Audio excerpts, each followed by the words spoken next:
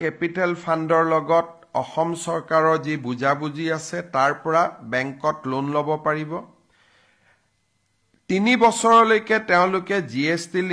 Link up পাব মাসি এই হিতানত 20,000 টকা প্ৰতি মাহত তেওঁলোকে চৰকাৰৰ পৰা সুবিধা পাব প্ৰুফ অফ কনসেপ্ট পৰ্যায়ত 10 লাখ টকা 25 লাখ টকা পাইলট পৰ্যায়ত আৰু 50 লাখ টকা স্কেলিং আপত তেওঁলোকে চৰকাৰৰ পৰা স্কেলিং আপৰ ক্ষেত্ৰত চৰকাৰৰ পৰা বিত্তীয় সহায় পাব এটা কনসেপ্ট আনিলে 10 লাখ টকা পাব যেতিয়া প্ৰুফ অফ কনসেপ্ট আনিব সেই প্ৰুফ অফ কনসেপ্টক আমি পাইলট পৰ্যায়লৈ লৈ যাবৰ বাবে 25 লাখ টকা দিম আৰু 25 লাখ টকা পোৱাৰ পিছত তেওঁলোকে যেতিয়া আৰু উদ্যমিতাৰে কাম কৰিব স্কেল আপ কৰিবৰ কাৰণে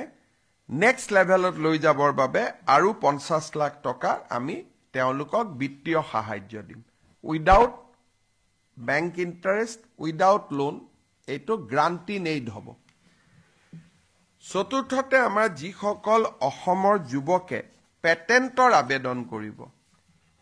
national patent or global patent এই পেটেন্টৰ আবেদন কৰোতে যিমান টকা তেওঁলোকক লাগিব এই টকাখিনি অসম চৰকাৰে উভতাই দিব so Assam startup policy 2025 and department of innovation incubation and startup এই দুইটাই আমাৰ ৰাজ্যখনৰ নতুন সাম যুৱ শক্তিৰ বাবে এটা গেম চেঞ্জাৰলৈ ৰূপান্তৰ হ'ব আজিৰ কেবিনেটৰ সিদ্ধান্ত এটা ঐতিহাসিক সিদ্ধান্ত হৈ থাকিব আপোনালোকে জানে যে আমি অসমত এডভান্টেজ আসাম 2.0 অহা 25 আৰু 26 তাৰিখে অনুষ্ঠিত কৰিম এই এডভান্টেজ আসাম কনক্লেভখন যাতে সফল হয় তাৰ বাবে কেবিনেটে আজি Assam এৰোস্পেস and Defense Manufacturing Policy 2025 মঞ্জুৰি দিছে অসমক প্ৰতিৰক্ষাৰ সামগ্ৰীসমূহ উৎপাদনৰ এটা অভিকেন্দ্ৰ হিচাপে নিৰ্মাণ কৰিবলৈ আজি ৰাজ্য চৰকাৰে Assam এৰোস্পেস and Defense Manufacturing Policy 2025 এই পলিচিখন আজি আমি কেবিনেটত আমি গ্ৰহণ কৰিছো আৰু এই পলিচিখনে অসমত ডিফেন্স ইন্ডাষ্ট্ৰি লৈ অহাৰ ক্ষেত্ৰত এক অগ্ৰণী ভূমিকা গ্ৰহণ কৰিব ইয়াৰ লগতে আজি আমাৰ কেবিনেটত এটা বিশেষ বিষয়ৰ ওপৰত আলোচনা হৈছিল যে আমাৰ দেশ আৰু আমাৰ ৰাজ্যত bio manufacturing of chemical enzyme biopolymer functional food আৰু আদাৰ বায়ো প্ৰডাক্টস ইয়াৰ এটা বহুত ডাঙৰ নতুন ক্ষেত্ৰ এখন নিৰ্মাণ হৈ আছে ইয়াক বায়ো যি আমাৰ জৈৱিক যিটো বিজ্ঞান আছে আজিকালি এটা সময় আহিব যে মানুহে খোৱা বস্তু খেতি পথাৰত বনাব নালাগিব ল্যাবৰেটৰীতে মানুহক কিমান নিউট্ৰিশন লাগিব কিমান খোৱা লাগিব বায়ো ফুড ল্যাবৰেটৰীৰ পৰাই নিৰ্মাণ হ'ব আৰু ইতিমধ্যে বিদেশত তাৰ ব্যৱস্থা আৰম্ভ হৈ গৈছে প্ৰধানমন্ত্ৰী নৰেন্দ্ৰ মোদী ডাঙৰীয়াই এই বায়োপলিমাৰ বায়ো ম্যানুফ্যাকচাৰিং অফ কেমিকেল এনজাইম আজিকালি আপোনালোকে এটা শব্দ শুনিছে প্ৰবায়োটিক মানুহে যি মানুহক এন্টিবায়োটিকৰ বিপৰীতে প্ৰবায়োটিক্স লাগে এই গুটেই বিলাকৰ ওপৰত ইতিমধ্যে ভাৰতে বিশাল গৱেষণা কৰিছে আৰম্ভ কৰিছে আৰু মোদী ডাঙৰীয়াই ৰাজ্যসমূহক ইয়াৰ ক্ষেত্ৰত আগভাগ লবলৈ আহ্বান জনাইছিল ভাৰতৰ কোনো ৰাজ্যই এই ক্ষেত্ৰত আগবঢ়াৰ আগতে আজি আমাৰ কেবিনেটত আসাম একশন প্ল্যান অন বায়ো E3 যাৰ জৰিয়তে আমি এন্টাৰপ্ৰেনিয়ৰ্স ৰিসাৰ্চাৰ্স আৰু একাডেমিক ইনষ্টিটিউট সমূহক আনিব পাৰো আমাৰ লগত তাৰ কাৰণে আজি আমি এটা একশন প্ল্যান নিৰ্মাণ কৰিছো আৰু এডভান্টেজ অসমৰ সময়ত এখন বিদেশী ৰাষ্ট্ৰকে ধৰি ভাৰতৰ বৈজ্ঞানিক সংস্থাসমূহৰ লগত এই জৈৱিক জগতখনত উদ্যোগ স্থাপন কৰাৰ দুখন ভাল এমঅইউ হোৱাৰো সম্ভাৱনা আছে, যোনে অসমত এটা গোটেই অসমৰ প্ৰতি মানুহৰ দৃষ্টিভংগীটোৱে সলনি কৰি পেলাব। আজি আমাৰ কেবিনেটত আমি যোৱা কেবিনেটত গাঁৱৰ মহিলাসকলক 10,000 টকা দিবলৈ মুখ্যমন্ত্ৰীৰ মহিলা উদ্যমিতা অভিযান গ্ৰাম্যক অনুমোদন কৰিছিলোঁ। আজি আমি মুখ্যমন্ত্ৰীৰ মহিলা উদ্যমিতা অভিযান নগৰীয়াক অনুমোদন কৰিছোঁ। এই আঁচনিখনৰ জৰিয়তে নগৰ অঞ্চলৰ 2 লাখ মহিলাই 10,000 টকা কৰি চিড মানি আৰু ভৱিষ্যতে বেংকৰ লোন পোৱাৰ পথ প্ৰশস্ত হ'ব। আমাৰ ৰাজ্যত 39টা আমি ডিষ্ট্ৰিক্ট নিৰ্মাণ কৰিছিলোঁ, সমজিলা নিৰ্মাণ কৰিছিলোঁ। আৰু ইতিমধ্যে সমজিলা আয়ুক্তসমূহে দায়িত্বভাৰ গ্ৰহণ কৰিছে। এইবাৰ গণৰাজ্য দিৱসৰ পতাকাও সমজিলাসমূহত উত্তোলিত হৈছে। বিধায়ক আনটাইড ফাণ্ড সংসদ পুঁজিৰ ব্যৱহাৰো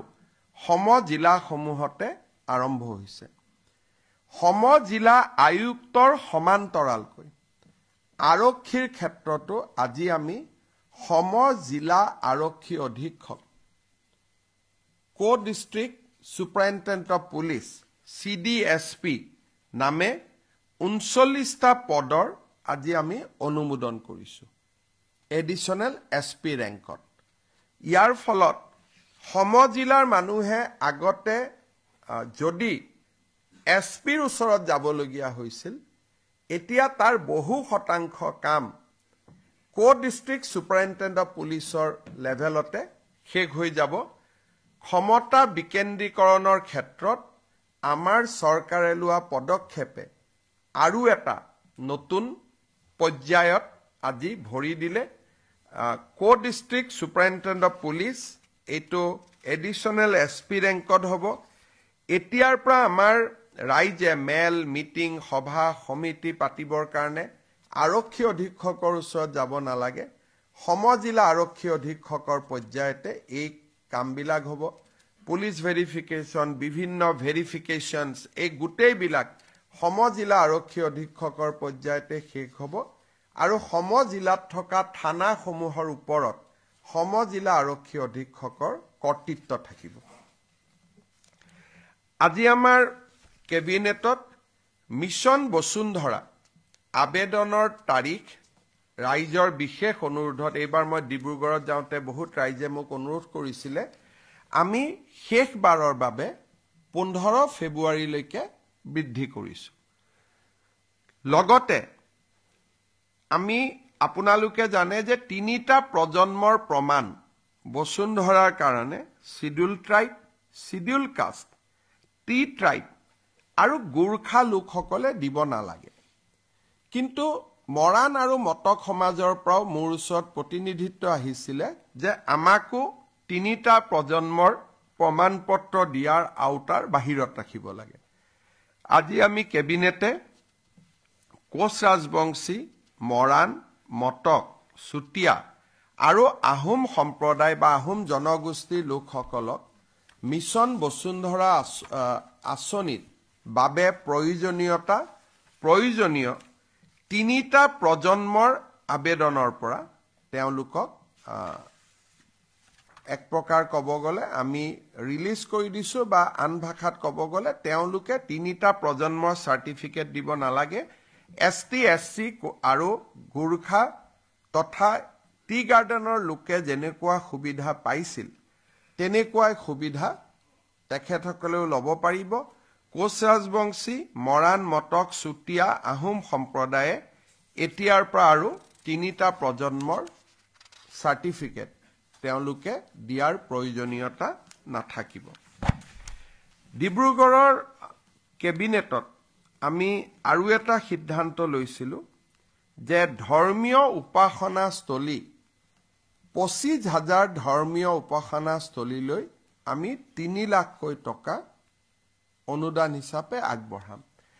এই আঁচনিখন ৰূপায়ণৰ কাৰণে আজি কেবিনেটে 600 কোটি টকাৰ অনুমোদন দিয়ে আৰু এই আঁচনিখনৰ জৰিয়তে আমি অসমৰ 25,000 নামঘৰ মন্দিৰলৈ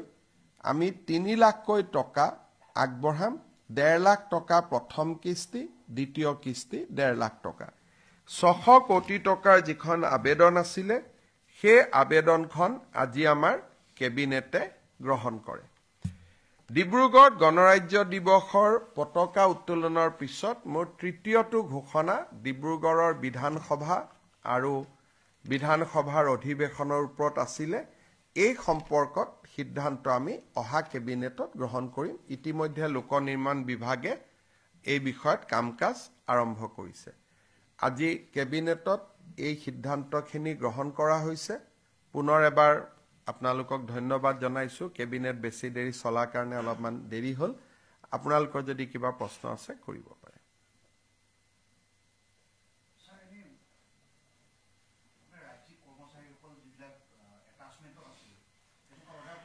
এটেচমেন্ট থাকিলে জিলাসমূহৰ খুব অসুবিধা হয়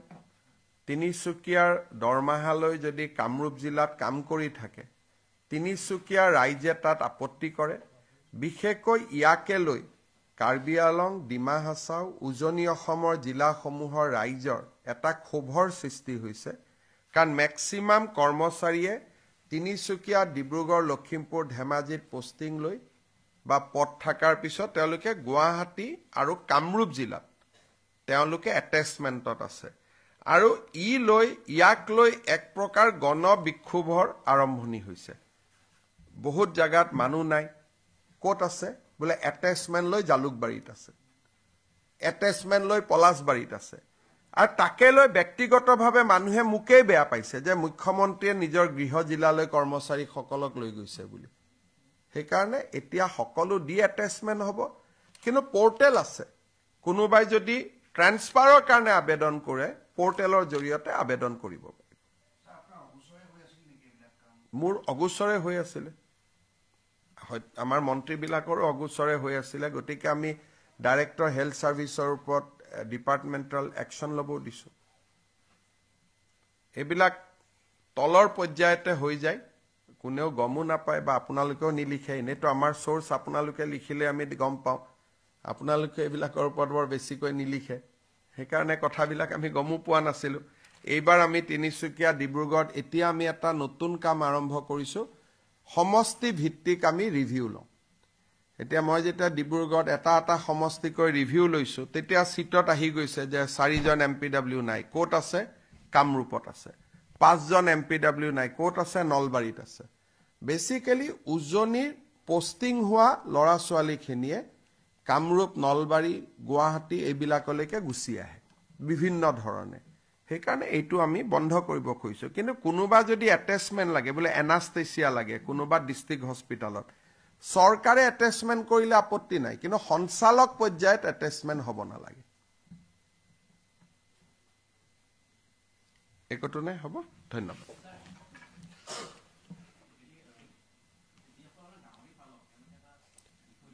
আমিতো একো শুনাই নাই এইটো মিডিয়া ক্ৰিয়েচন হয় মোৰ হাতততো কোনো পলিচিটো একো নাই কোনোবা মানুহ আহিছে যে আমি অসমত টকা খৰচ কৰিম প্ৰস্তাৱখনেই দিয়া নাই কিহত টকা খৰচ কৰিব এতিয়ালৈকে খালি এইকেদিন বিভিন্ন মানুহ আহিছে লক কৰিছে আমাৰ হাতততো কোনো কাগজ পত্ৰই নাই এতিয়া কমেন্ট দিবৰ কাৰণে আৰু গাহৰি পালকসকলে যেটো কৈ আছে যে অমুকে ফ্যাক্টৰী খুলিব নালাগে অসমত বন্ধ কৰিলেও তেওঁলোকেতো শিলঙতো খুলিব পাৰে শিলিগুৰিতো খুলিব পাৰে গতিকে বিষয়টো কাগজখন আহিলেহে মাটি আনি আলোচনা কৰিব পাৰিম